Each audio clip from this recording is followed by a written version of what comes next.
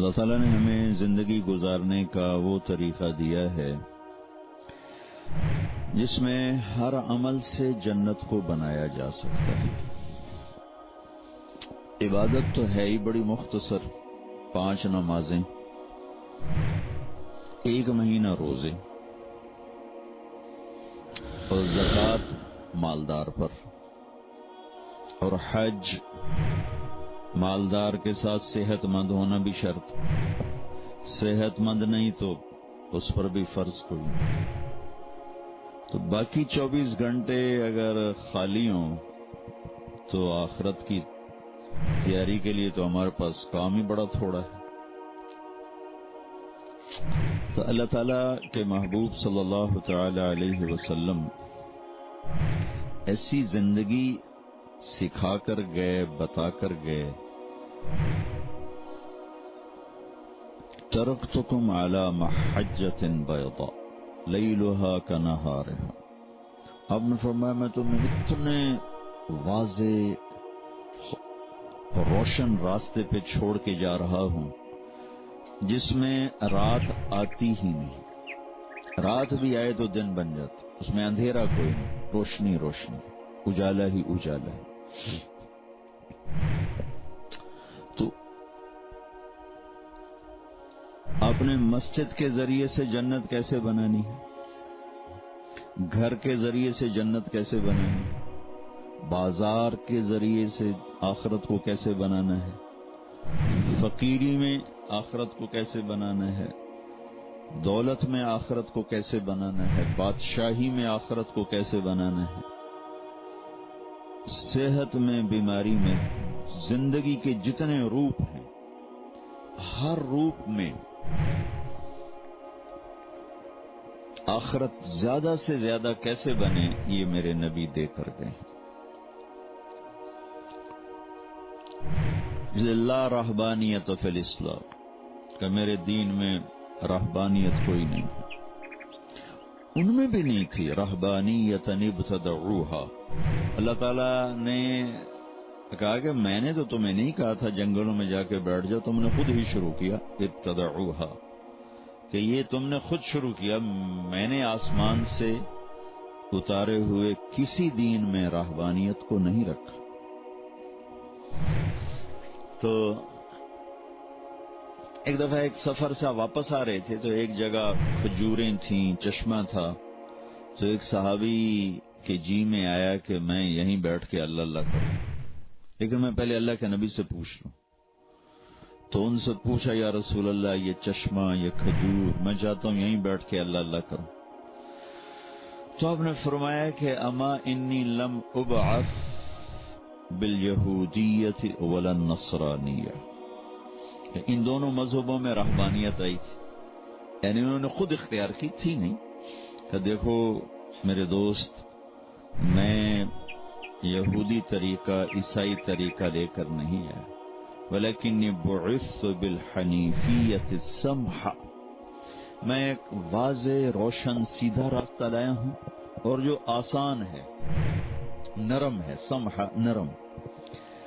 اور ایک دوسری حدیث میں وَجَعَلَهُ سَهْلًا سَمْحًا وَاسِعًا، اللہ نے اسے آسان بنایا، نرم بنایا، کشادہ بنایا، وَلَمْ يَجْعَلْهُ ضَيِّقًا، اور اس میں کوئی تنگی نہیں رکھی۔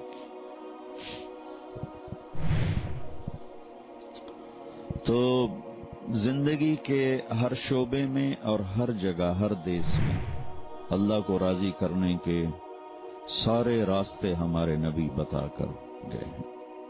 آپ یہاں اس دیس میں ہیں، پہلی صدی میں بھی لوگ نکلے لیکن ان کے دل و دماغ پر اسلام تھا، تو وہ نکلے سارے، یہ جو جتنا مشرق وسطی ہے، انڈونیشیا، ملائیشیا، فلپائن تک، یمنی تاجر، آپ لوگ بھی اکثر مجھے بتایا گیا کہ تاجر بیٹھے ہیں، یمنی تاجر بحری راستوں سے بڑے واقف تھے، تو انڈونیشیا میں، ملائیشیا میں، فلپائن میں اور کاشغر سے آگے جتنا چین ہے، اس میں جتنا اسلام پھیلا ہے تاجروں نے پھیلا ہے. تو صرف پیسہ بنانے کے لیے نہیں نکلتے تھے، اپنا سودا بھی بیچتے تھے، اسلام کو بھی پیش کرتے تھے. تو انہوں نے دنیا کا سب سے بڑا اسلامی ملک انڈونیشیا ہے، پاپولیشن کے لحاظ سے بھی، رقبے کے لحاظ سے بھی، وہاں خون کا ایک قطرہ نہیں گرا جہاد کے نام پر، اور سارا انڈونیشیا مسلمان ہو گیا. کچھ علاقوں میں رہ گئے غیر مسلم، ورنہ وہ 90-95% میں گیا انڈونیشیا مسلمان ہے، وہ بہت اچھے مسلمان، کوئی لڑائی نہیں، کوئی جھگڑا نہیں ہماری طرح، جھوٹے مقدمے، جھوٹی لڑائیاں، ناک کی انہوں نے ناک کنجی کوئی نہیں تو لڑتے ہی کوئی جتنا ملائیشیا ہے اس میں کہیں تلوار نہیں چلی اور سارا اسلام تھا. فلپائن میں اب اس وقت 17% مسلمان ہیں، ایک دور میں یہاں 70% مسلمان تھے. پھر جب اسلام کی محنت مٹی تو آہستہ آہستہ آہستہ اسپین نے قبضہ کیا وہاں، تو اس سے بہت بڑا فرق پڑا، وہ بہت ساری نسل اسلام سے نکل گئی. یا جنوبی امریکہ وینزویلا کا ایک عرب مجھ سے چمٹ کے پھوٹ پھوٹ کے رونے لگا اور کہنے لگا اگر تم یہ تبلیغ والے نہ پہنچتے تو ہماری ساری کی ساری یہاں نسلیں اسلام چھوڑ جاتی. تم لوگوں کی تو فعل اللہ نے ہمارا ایمان بچایا اور ہم مسلمان کھڑے ہوئے.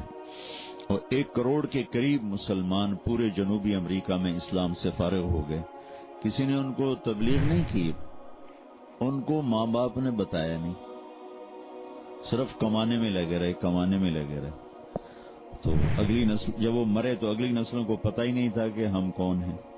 اس طرح ان کے اندر اسلام سے نکلنا کوئی کسی اسکیم کے تحت نہیں ہوا، ماں باپ کی غفلت کی وجہ سے ہوا کہ دن رات بس کمانے میں تو اولاد کو ٹائم نہیں دیا.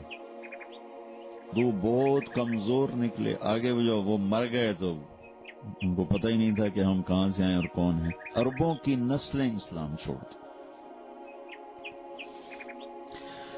تو اللہ تعالیٰ نے ایک تو اللہ کے نبی نے ایک تو ہمیں عبادات بتائیں، وہ ہماری بنیاد اور اساس ہیں کہ اس کے بغیر تو عمارت نہیں کھڑی ہو سکتی.